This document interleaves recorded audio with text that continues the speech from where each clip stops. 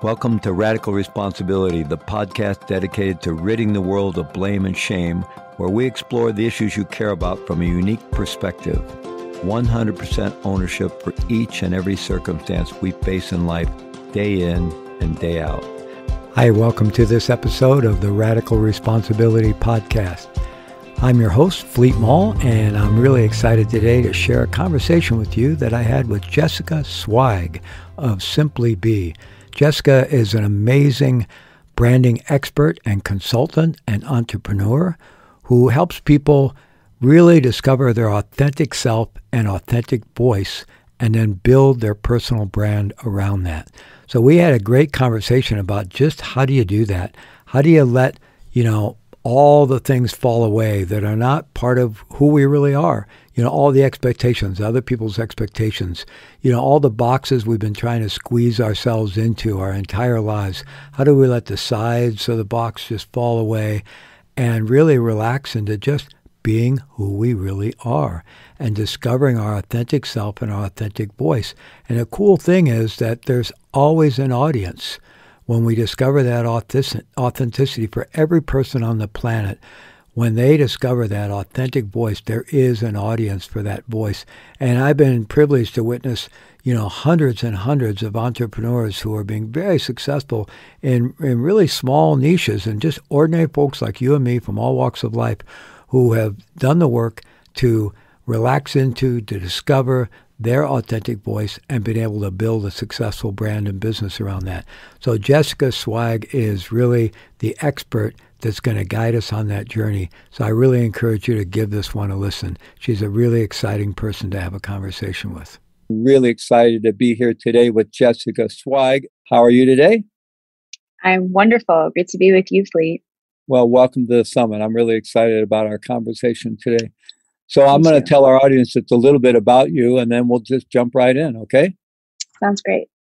Jessica Zweig is an entrepreneur, personal branding expert, CEO and founder of her own personal branding agency, SimplyBe, soon-to-be published author, podcaster, and women empowerer. I like that. You created a word there, one who empowers women. Fabulous. And her new book, SimplyBe, is coming out February 16th. So that's really exciting. Yep.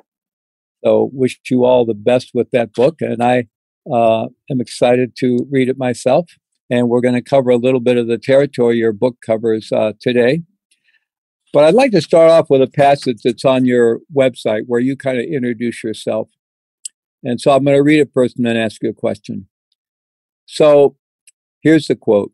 Through most of my 20s, I struggled with body dysmorphia, romantic codependency, massively low self-esteem, and thousands of dollars of credit card debt.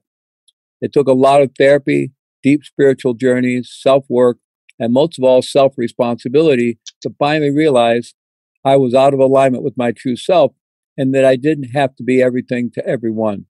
And in fact, doing that was robbing me of living my best life.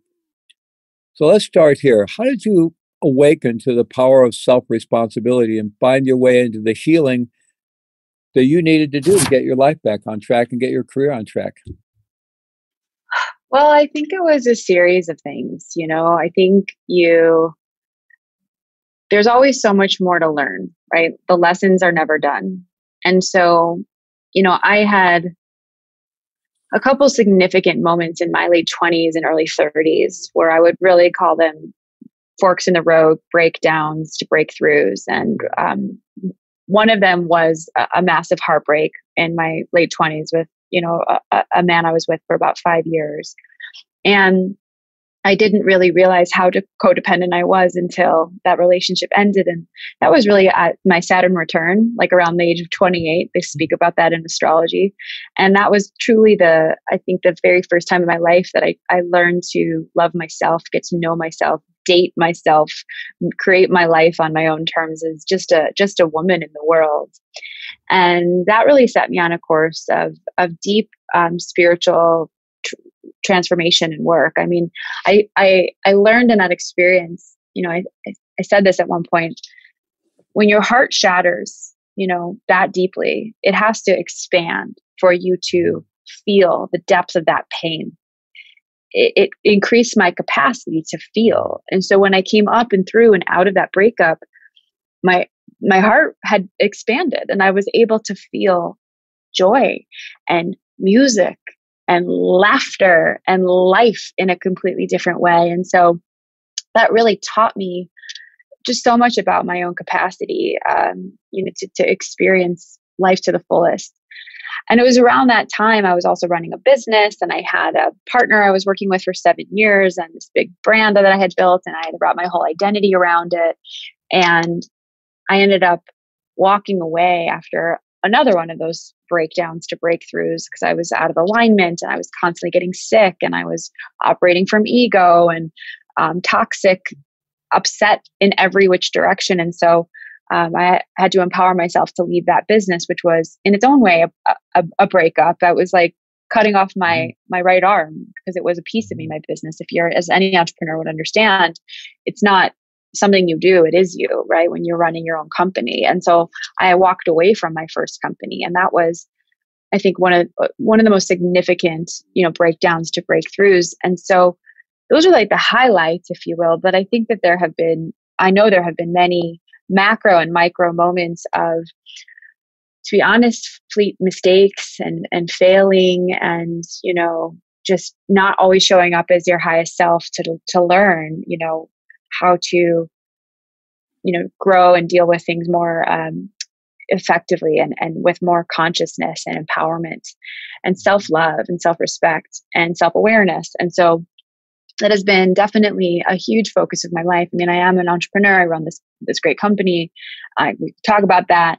But I would say that the most significant part of my life is actually my spiritual relationship with Source and the universe.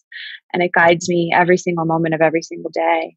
And that is really what I hope to blend, if you will, in my platform and my message, is how we can be conscious business people and really use our platforms, our personal brands, to move the world forward in a positive direction. And I do believe that, that is the work I'm here to do. Wow. Well, both of those life events you described, the breakup of a long-term relationship and then walking away from a company you had built or helped build with someone else, and those can be devastating events, and you could have fallen into blame and bitterness, and yet instead you somehow owned it and found your way into a deeper relationship with Source. And can you talk a little bit about that fork in the road? I mean, did you feel the pull at all to kind of go into more of that victim mindset and blaming, or did you just naturally not want to go there and found a way to empower yourself? Because I think that fork in the road is so pivotal for so many of us in our lives at various times. Yeah, I mean, I think that you get to a point where something, whether it's a relationship, whether it's a business, just because it's comfortable doesn't mean that it's right. Mm-hmm. And I feel that, I actually had this really powerful conversation with a girl that I had coffee with randomly. This was years ago, right before I actually left my first business. And I was at coffee with her at a Starbucks, and I was kind of bragging about my business. And I was like, I can do Cheeky, my former company. I can do it in my sleep. Like I got it so down. I could do it in my sleep. And she said to me, why do you want to be asleep? Mm-hmm. Don't you want to be awake? Wide awake to your life? And I think that, if I were really to look back honestly at that 5-year relationship that I was in, it was comfortable. It was all I knew, and I was kind of sleepwalking through it. And as I was really growing as a person, and like the relationship was this container, and it's like this business was this container, and you're like sitting inside of this, container. I almost envision it as like a box with paper and string. And then all of a sudden, like you're busting out of the box because you just don't fit in it anymore. And you naturally have to then sort of burn down, what you had to create something new. And it is painful. It is the most painful experience. Transformational work isn't easy. Like if it was, everybody would sign up to do it. Like be careful what you wish for when you say you want to do personal development work, because it's not a cakewalk at all. It's probably the hardest path you'll ever run. but it is the most worthy. And I think that's really honestly why we're here, to evolve as a species, as a soul. And those experiences are meant for you. They don't happen to you, they happen for you. And it's really, really, really hard to believe that in the moment. It's easy to say that in hindsight. It's easy to look back at like 2020 or losing a job, or ending a relationship, or someone quitting on your company. It's like, it sucks in the moment, but you're like, if you can really, really stop and just take a deep breath and connect with your heart in that moment and allow yourself to feel the peace with it instead of resisting it, that has been a huge learning curve for me and a huge growth moment for me, instead of wanting to fight and react and kind of succumb to the victim or the drama. It was just really like taking a deep breath and allowing your body to, of course, feel the feelings, because it's going to take a while to process such significant events, but really reminding yourself in the moment, this is happening for my highest good. The universe is looking out for me. No matter how difficult this is, we can do hard things, as Glennon Doyle says. And I truly believe that's what shifts us into who we're meant to become more than anything. Our life's challenges, not the wins. It's really quite true. Well, it's really beautifully expressed, and I think you're talking about something really important there, because personally, in my own experience, I feel like life is continually calling us, or calling me, to awaken at any rate. And it's often through those incredible challenges that we're called to awaken. And, the name of the summit is the best year of your life. And we're hoping to inspire people to claim this year as the best year of their lives. And I actually think that life is actually constantly knocking on the door saying, hey, this is going to be the best year of your life if we're willing to awaken to it. And it sounds like you kind of instinctually were ready to answer that call. Yeah. Yeah, for sure. That's great. Yeah.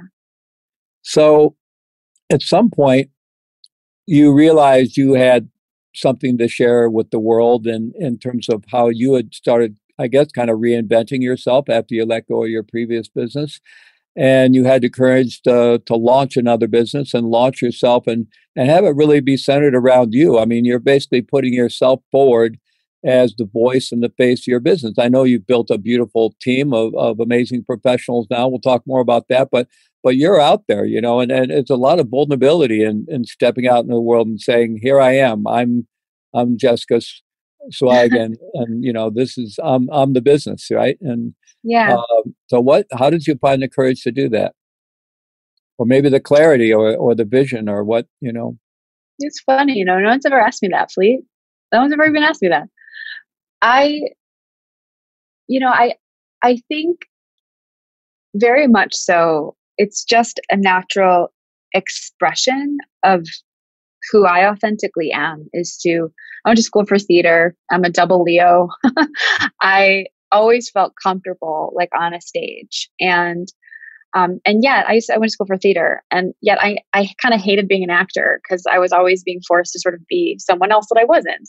And so becoming an entrepreneur and a CEO and a face of my own business, it was my opportunity to play the role of me, I guess, and have that be something that was in service of other people and meaningful to other people, versus it just being to like stroke my ego when I was, acting or, running my first company. I said this in my bio, I spent a long time of my life not feeling good enough, not feeling worthy, not feeling comfortable in my own skin.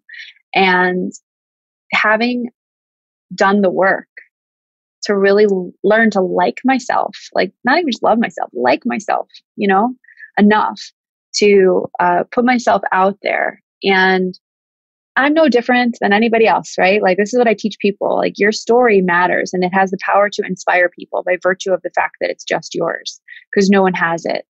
And there are 100% guaranteed people, probably many people, who need your story. And I really believe that about others. Like, I do believe that about every single person in the world. And I've witnessed my life change based on people who are courageous and willing to put themselves out there too, like Daniel Laporte and Brene Brown and Gabby Bernstein and Gary Vaynerchuk and all the people that I admire. Why not me? Why not you? Why not anybody? And so I really wanted to help people to do that. And my first business I ran for 7 years was a digital marketing company. And I learned space of social and marketing really, really early on and in my career, and kind of became, proficient in it to a degree, of fluent in it. And yeah, I'm this, pretty spiritual person and really love humanity and really wanted to bring more humanity into everything I did. And so I sort of merged those two spaces to create SimplyBe, my expertise and background in digital marketing and my passion for people, hence a personal branding company, which we do very differently at SimplyBe. And I kind of had to walk the talk. I had to kind of own my own brand as face and founder of my business. And I realized that I had a personal brand by accident. I realized that after 7 years of running my first company, that I had an asset called my name, called my reputation. And if I did something really consciously and intentionally with it versus accidentally, what would that look like? And that was really the dawn of SimplyBe in the book and all the things that you see today. So I'm really quite struck by that question. I think that there's been a lot of things that have gone into deciding, to be the face of my business. It's a lot more layered, I think, than I even realized. Well, this is really, I think, important for our audience. And, in our country and a lot of the world today, one of the best ways to succeed and to develop resources for yourself and your family is to start a business. Now, it's risky. A lot of businesses fail. And it's not the only way. You can have a success in all kinds of careers. But this idea of personal branding, I'm beginning to understand more and more how important it is to whatever we do. Wherever we're working, whether we're working in a small company, a big corporation, where we start our own company, we're all in business for ourselves. We have some value to bring to the world. And in many ways, the fear that keeps us from stepping out and really offering who we are to the world is actually doing the world a disservice as well as us, because the world needs who we are, each and every one of us, our uniqueness and our gifts, right?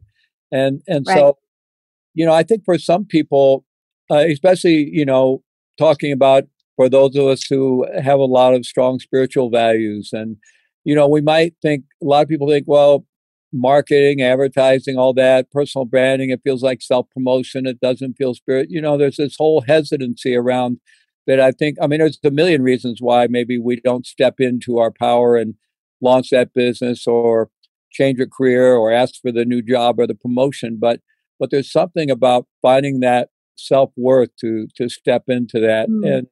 And I wish you could talk more about that, because that seems to really be part of the power of your approach with this idea of SimplyBe. Absolutely. So my book is called Be, a No Bullshit Guide to Increasing Your Self-Worth and Your Net Worth by Simply Being Yourself.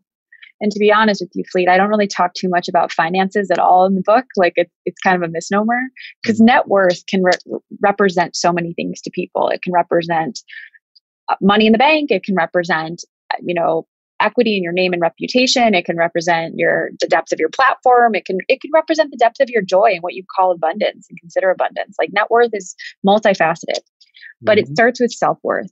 And I think that there's this question that I get a lot. It's like, who am I to put myself out there? Who am I to build a platform, call it my name? Who am I to be seen in the world as an expert? Who are you not to be? That's my response to that question. Who said not you? And in fact, it has to be you. It's actually why you're here.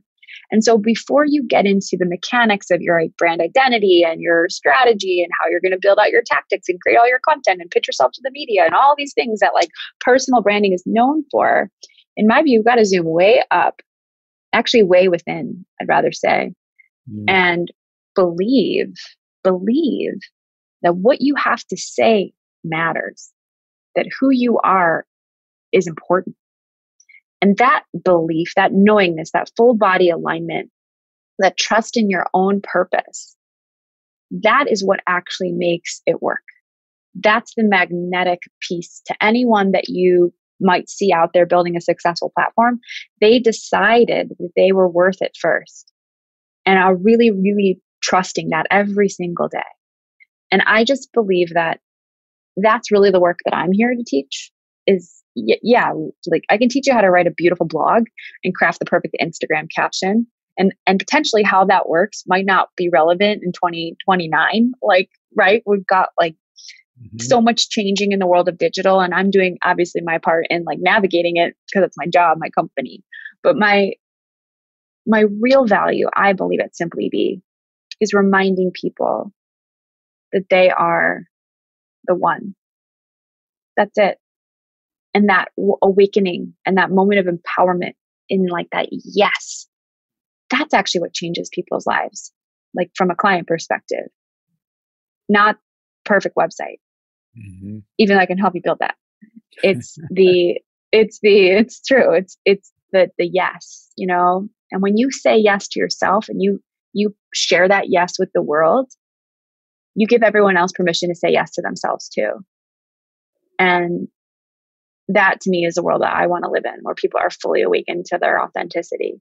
And there's this whole spiel about authenticity being so overused. And my response to that is it should be. We should see authenticity everywhere. Let it be so overused because it's where everyone is operating from. And what a world that would be to see. So that's how we do it at SimplyBe. Well, I want to ask you more about authenticity in a moment, but something you just said, I mean, I love what you said about saying yes to ourselves is actually, you know, supporting others and saying yes to themselves, and also that this willingness to step into your own power, to put yourself out there in whatever form that takes. It could actually be the entryway into further spiritual work, further personal development work, because, you know, if you try to build a personal brand on top of unworthiness by pumping yourself up, it's going to crash and burn, obviously. But, you know, to do the work, to feel good enough, to have enough self-acceptance, self-love, self-compassion, feeling of your innate unconditional self-worth, to then step into the world with confidence, that really is the work of spiritual work and personal development. So I just love that these things actually are, not only are they not separate, this could actually be a tremendous vehicle for personal growth. So I love that. So authenticity, use the phrase unapologetic authenticity. So talk about that, if you would.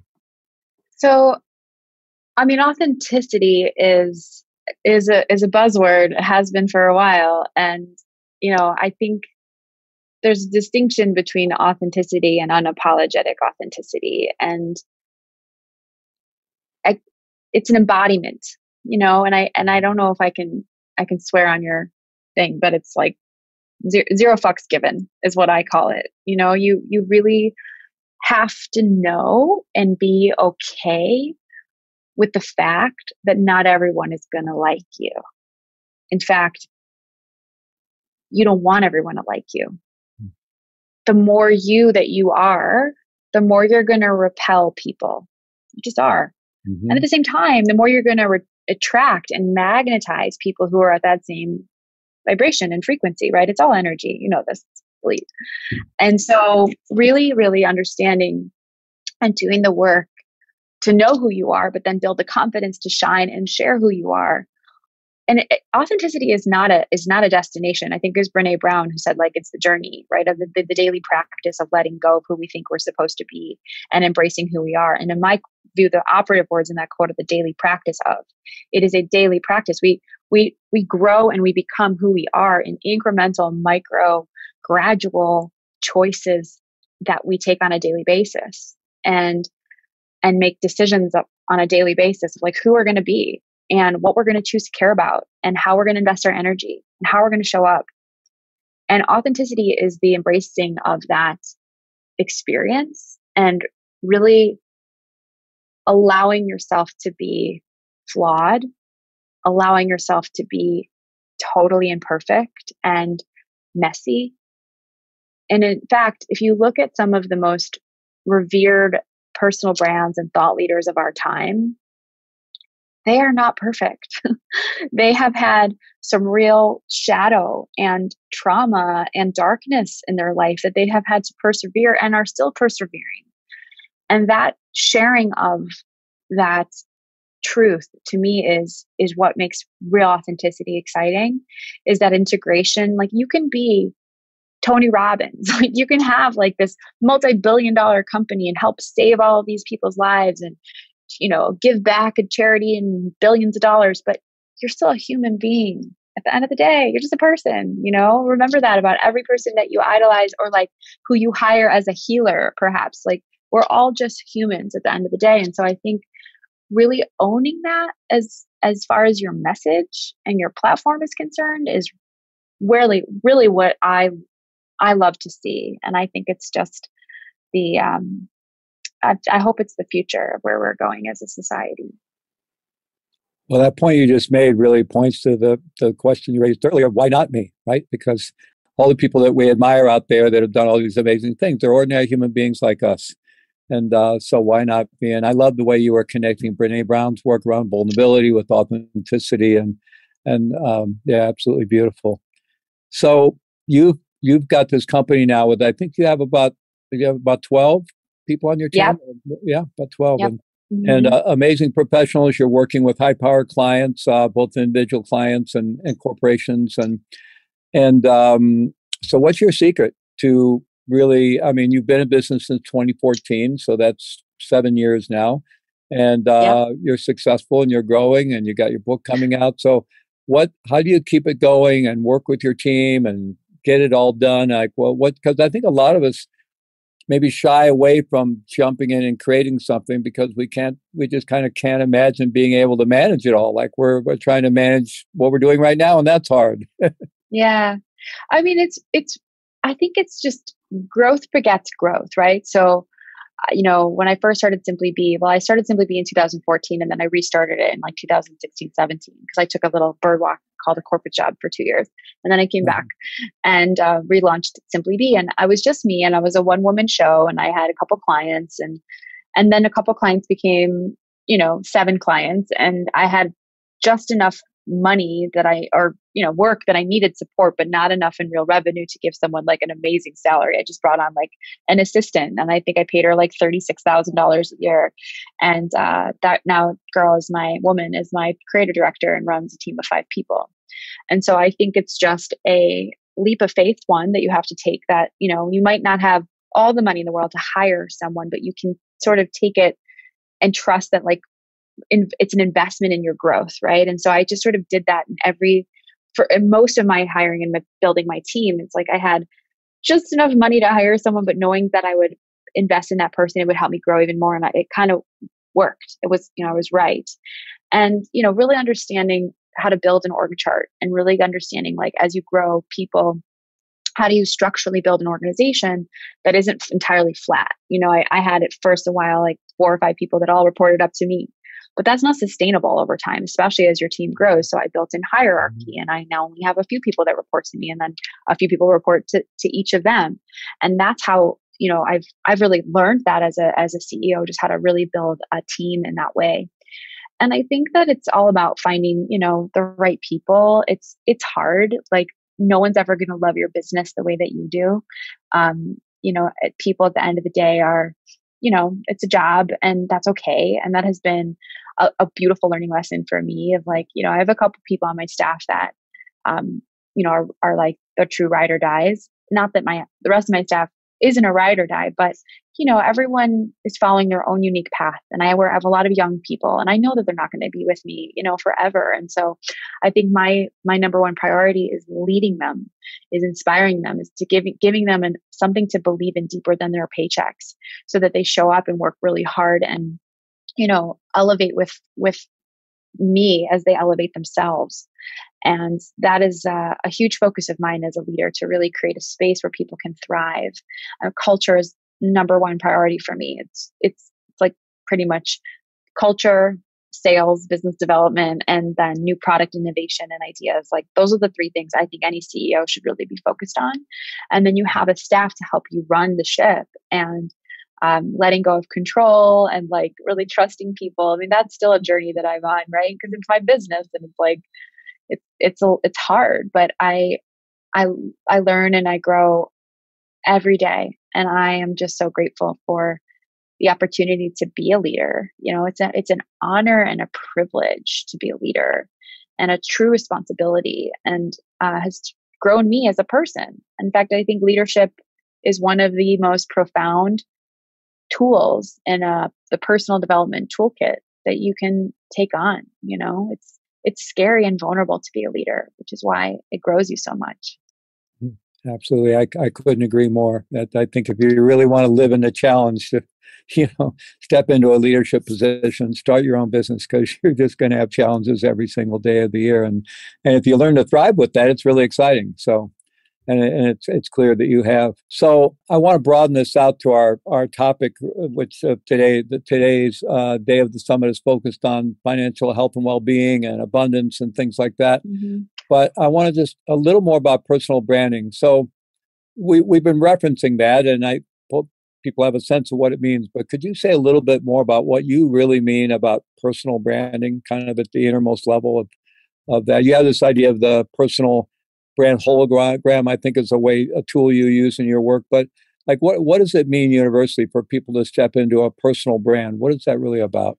So being your own brand means, it means so many things, but at the end of the day, it's about really extracting your unique value, what you do in the way that you do it, that no one else can, and putting words to that very simply and clearly, because branding is an exercise in clarity, whether you're branding a product or a person, right? We have to understand what it is, who it's for, how it's going to serve me within less than 30 seconds. Like, that's branding done well. And so, that's the polish and the front face of what a brand can really do. But how do we build that? Well, it's really this hologram tool that I built, which is in my book, is really identifying 4 things, and only 4, for the purposes of clarity, to really own as part of your message. And ideally, those are topics or content buckets. I call them your brand pillars. And choosing what 4 pillars you're really going to own is the foundation to that clarity and that depth.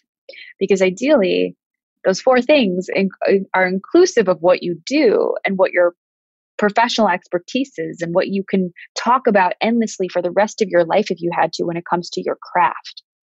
But what you do isn't necessarily who you are.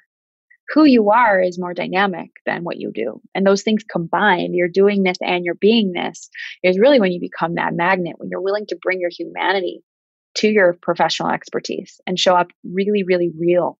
That is where like the magic happens. And so we really work with our clients to define what are those 4 things.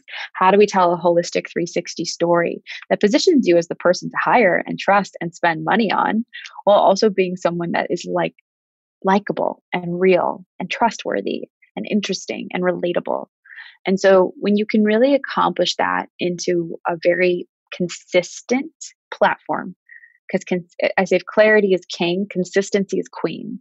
You really have to stay the course. This is one of my biggest philosophies about personal branding and building your own. And it's not that genius. In fact, it's opposite, but it's like I say this all the time, you are who you say you are, over and over and over and over again. That's it. Come on the internet in every which way, whether it's blogs, videos, Instagram, LinkedIn posts, emails, and talk about meditation. Talk about meditation in all the different ways in which that you talk about it. And you could talk about it a lot, because it's one of most likely your pillars. I'm sort of branding you now, Fleet. And after a certain point in time, when you're that consistent with your specific humanity and point of view on that area of expertise, you say it enough, you hit people on the internet, 7 times, 16 times, whatnot, you become the go-to. Someone needs a meditation teacher. Oh, Fleet talks about that all the time. Someone sees a post on meditation and it resonates with someone who they know who needs a meditation coach. It's how I built my personal branding business. I just got on the internet, started talking about personal branding all the time. And all of a sudden I was like, the phone was ringing in my direction, not the other way around. And that's the power of, what I would call organic inbound marketing, and really taking pen to paper in whatever format you choose, and adding value, not just making noise, but adding value, and really creating a beautiful platform of service. And I think you do that enough and come from that place, you're doing personal branding well and right.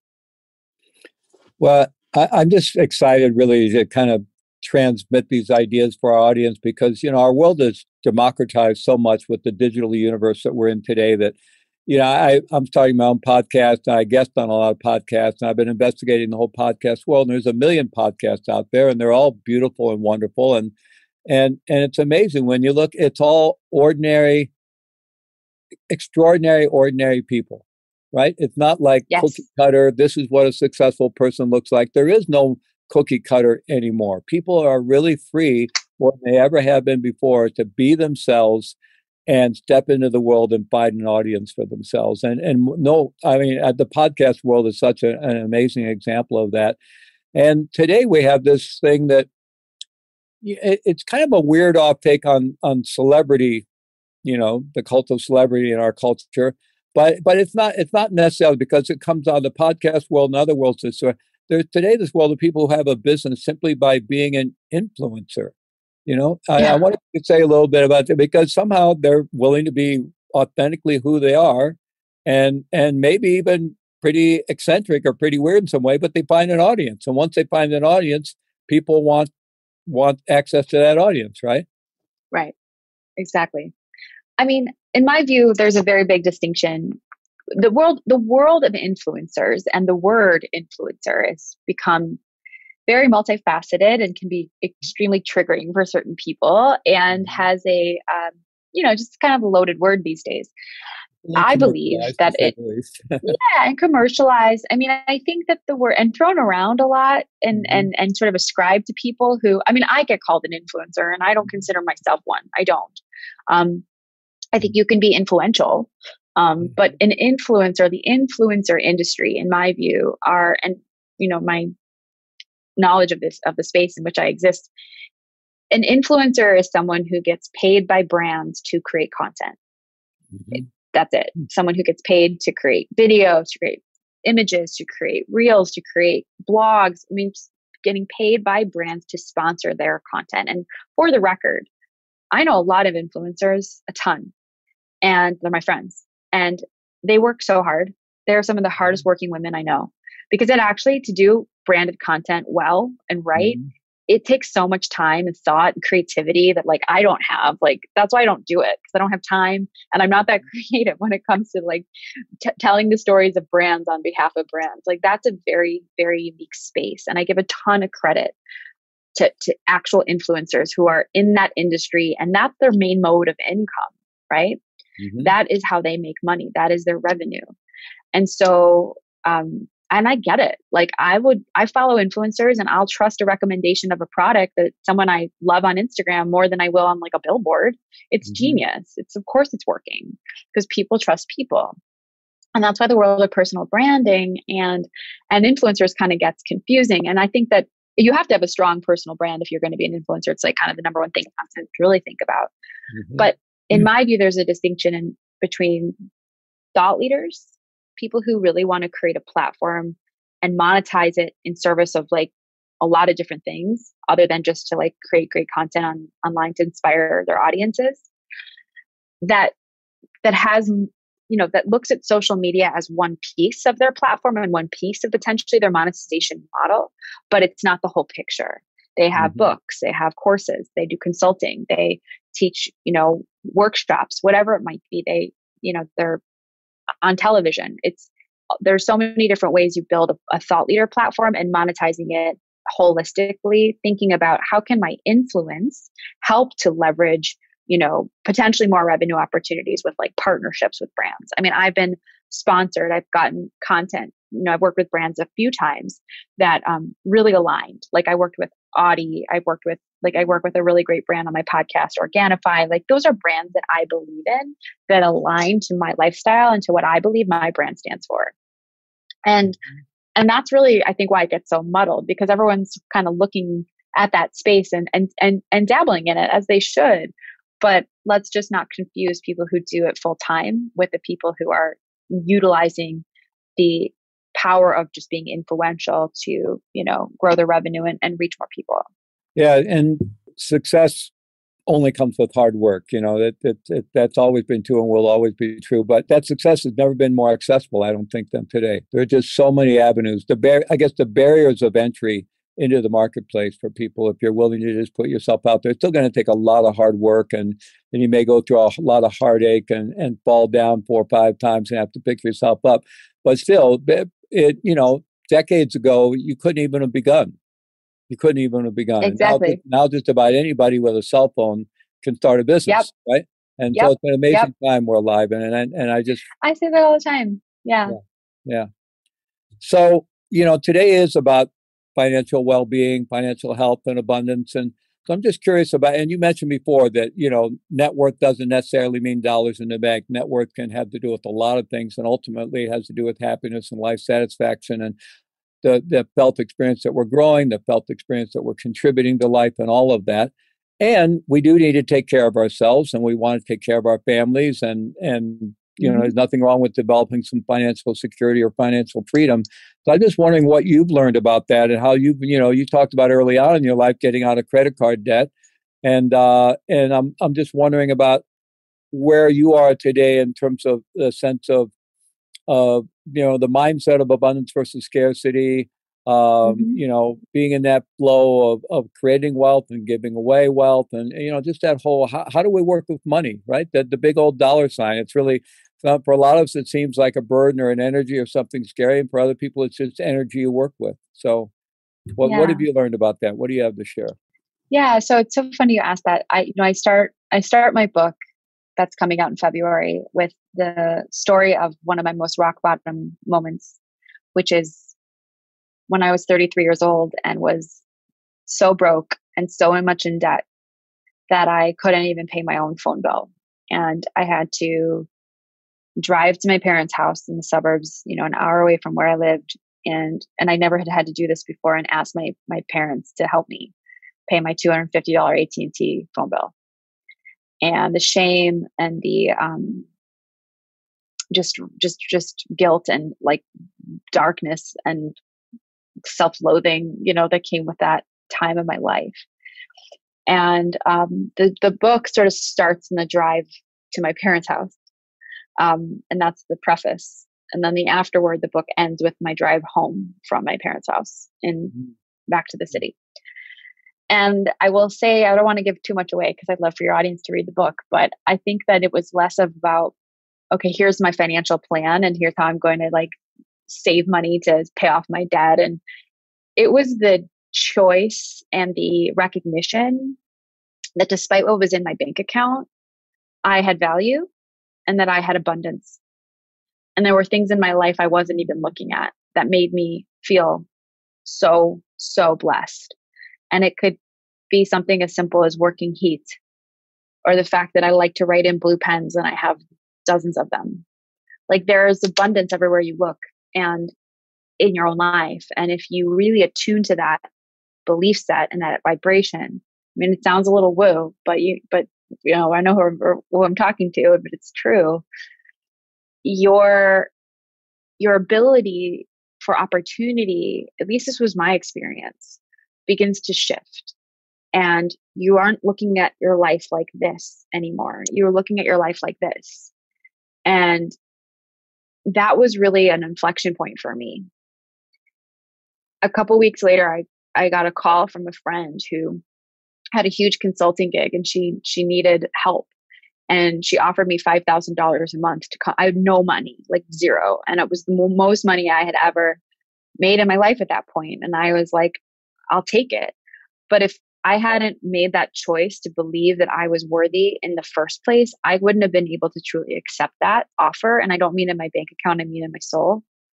And that was really the beginning of the beginning, and how I just am so in the vibration of abundance. If I don't get a client, I might hustle a client. I don't hustle people, but let's just say I've got a client I've written a proposal for, and we're going back and forth, and they have all these questions, and then they end up saying no, and then are not going to invest. I don't get upset. I don't take it personally. I don't feel scarcity.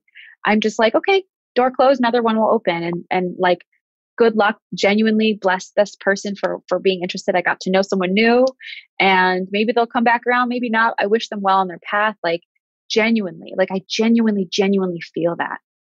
I don't get all like huffy about it. And I think it's been that shift in just, again, not really operating from scarcity. I think we can operate in scarcity in other ways, scarcity of time, scarcity of, like growth and how far I'm, how many books I might sell. I don't know. But like when it comes to money, I've had a real shift, and I've done a lot of work on it. But I think that it really starts with just looking at your life through the lens of abundance and doing so actively. And then, you look at things just with so much gratitude and appreciation and respect, no matter what happens and where things go. I think it's practice, Fleet, for sure. It's a practice. It's absolutely a practice. And you've referenced it several times in our conversation of that ultimate abundance is that that inner connection to the source that we all have if we're willing to discover it and start to trust it, right? So kind of in light of that, talking about practice, in describing your book that's coming out, you talk about the importance of leaning into our edges and discovering our edges and so forth. And you talk about doing that through work, through travel, disconnection, movement, meditation, personal growth, silence, masterminds, which are trainings, so people aren't familiar with that word. And so talk a little bit about that, about how you keep discovering your edges and how you keep that alive and growing for you. Oh, I love that you asked this. This is actually my favorite chapter, one of my favorite chapters in the book. Your edge is anywhere you are uncomfortable. Just put it that way. You're any space in which you exist outside of your comfort zone, you are in an edge. And that is really our only place we can grow, because, our comfort zone is that little box with the paper and the string, right?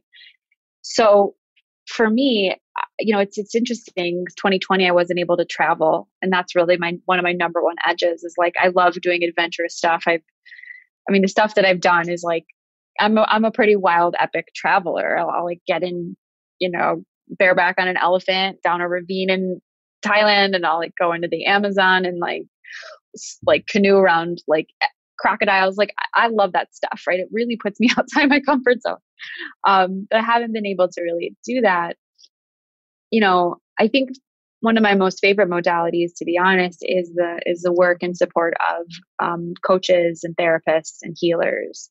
Your coaches and therapists aren't really supposed to keep you comfortable. They're supposed to push you and tell you the truth. And so that is definitely an investment that I continue to make in myself. Meditation, obviously, it's like an ongoing practice, but to be in your own mind with your own thoughts and to just sit still is uncomfortable for most people, which is why it is an edge, where you can learn and expand and feel so much outside of your own myopic view. And that's really what an edge is. So whatever that looks like to you, whoever is listening, I don't know your life or your preferences or what you're working with, but ask yourself, look around your life. Am I doing anything that's making me uncomfortable on a consistent basis? Am I working hard to seek out things that make me uncomfortable? And if I'm not, then that's an opportunity for you to grow and to impart some practices that will make you that much, I believe, stronger, wiser, more conscious, more loving, more accepting, of other people as much as yourself. And so that's one of the things I love about travel. It's just so humbling. Like I talk about this in my book. One of the most profound moments of my life was my very first time I ever stepped foot in Asia. I've now been to Asia like 10 times, but the first time I went to Asia, stepped off the plane in Bangkok, and I was like, holy shit, I am so insignificant. Like this planet is so big. There are so many people, and like I'm in this city with millions and millions of people. And here I am, this like Western white girl standing on a street corner, watching all of this life go by, and I am no one. And it was life-changing, So some things like as simple as that, if you become awake to what can be uncomfortable, what can be considered an edge, life can really, in my view, expand. Wow. Well, this has been fabulous. And thank you so much, Jessica, for being willing to really share who you are with our audience today. And I have one final question. So, again, the name of our summit is The Best Year of Your Life. And so, how are you going to 2021 as the best year of your life? So I am a pretty type A person. I have a ton of issues with control. And it's an Achilles heel. And so one of my words for 2021 is flow, to really just allow for life to happen and to not resist it, to trust it, to surrender and release on a daily basis, a micro minute to minute basis. And I've just in the last few days since the year started have been really tuning into that. And I already feel infinitely calmer. So I really want to be in the flow and trust